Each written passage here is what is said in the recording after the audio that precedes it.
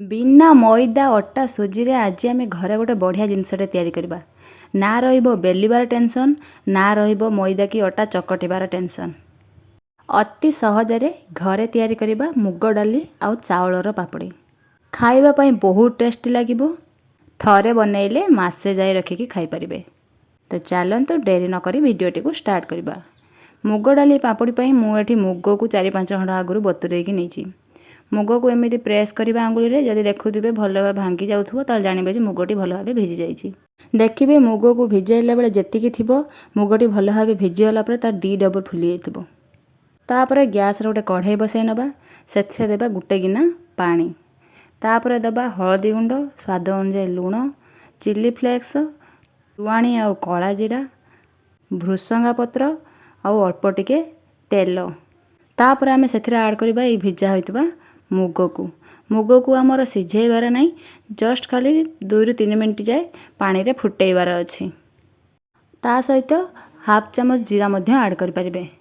ए सबु 2-3 मिनट फुटी गला परे एबे आमे सेथिरे दबा चाउल चूना जेतिकी पानी नैथिबे गिनारे सेतिकी मापर ही चाउल चूना नेबे सबु को पकेकी भला भाबे मिक्स कर नेबे।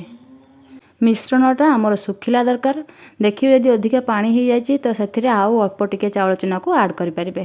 सबु को ऐड करके भल भाबे मिक्स कर नेबे। पूरा ओदा हबनी कि पूरा सुखिला हबनी मीडियम जेमिति रहइबो।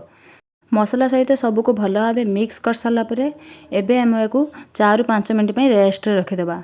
रेस्ट रे रखि साला परे ताकू एबे मु गोटे प्लेट को काढी नेछि अट्टा चकटिला भले ताकू आमे हाथ द्वारा चकटि नबा। चकटि की गोटे डोटे तैयारी करबा।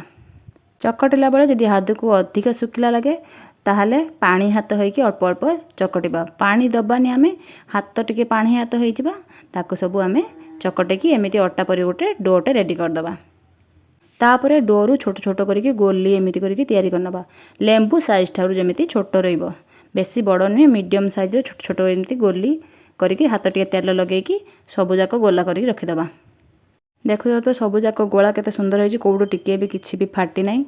एबे आमे ताको बेलिबा पई नबा गोटे पॉलिथिन नेबे ता ऊपर तेल टिके मार देबे। तेल मारसला परे गोटे गोला आनिबे गोटे गोला को ता ऊपर रखिबे तेल ऊपर रखिबे पॉलिथिन को घोड़ाई देबे एपट पॉलिथिन टाको ता ऊपर गोटे ग्लास नेबे ग्लास साहाय्य ताको प्रेस करी पापड़ी रो शेप टाको देबे। बेसी मोटा करिबेनी एमिति पतला पतला करके देबे। देखि पड़थबे मोर केते सुंदर है कि पापड़ीटा बेली हे गला। पापड़ीर साइड मध्य जमार भी फाटू नाही पतला भी हेची बेसी भी मोटा भी हेनी एमिति करिकी सबु जाक पापड़ी के आपण बेली नेबे। जदि ग्लास रे आपन को सुविधा हो नथिबो ताले तळ फ्लैट थिबा गिन्ना मध्य व्यवहार करि परिबे। गिन्ना रे प्रेस करके एमिति छोट छोट पापड़ी बनै देबे। देखि पड़थबे मोर एटी सबु जाक पापड़ी रेडी हे जाईची। एबे तेल को गरम कर नेबे सेथिरे दे देबे सबु पापड़ी को देकी ताको सबु छाणी नेबे। तेल को पूरा गरम करके पापड़ी देबे नहले तळे लागि जिवो। तापरे मीडियम फ्लेम रे हल्का ब्राउन कलर आसी जाए ताकू फ्राए करिवे। देखि पड़थबे मोर एठी हल्का ब्राउन कलर आसी जाईची। एई टाइम रे ही आमे एको बाहर को काढ नबा। बेसी गोल्डन करिवेनी नहले पिता लागिवो। एमिति करिकी मोर सबु जाक पापड़ी मु छाणी नेथिली खाइबा पई बहुत टेस्टी लागिवो। थरे बनैले मासे जाए ताको रखी खाई परिबे। थरे घरे निश्चय ट्राई करंतु।